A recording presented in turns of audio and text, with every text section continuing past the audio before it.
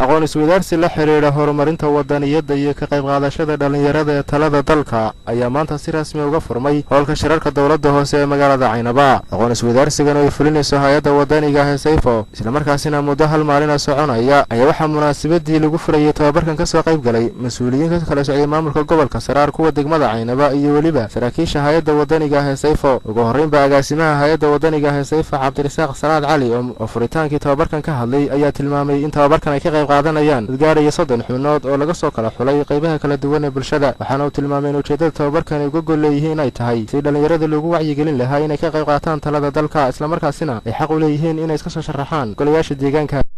maanta halkan waxaan ku wada hadli doonaa oo halkan aan idinku nimid in aan idin siino seminar hal maalin ah kaasoo ka hadlaya maamul wanaaga iyo sida bulshadu ay soo dhex gasho.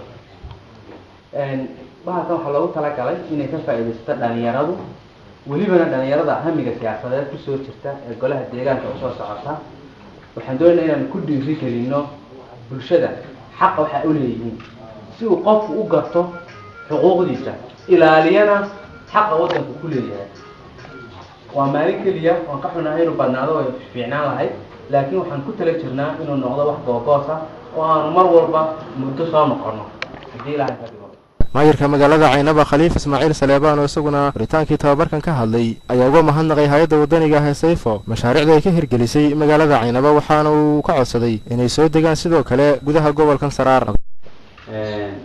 Sayfo ismaasbin waa dhalinyaro runtii ka soo qabatay mashaariic hore oo badan oo ay ugu muhiimsan tahay labada mashruuc ee la sheegay ee ciyaaraha iyo kii maxay haytay iskuulkan ayga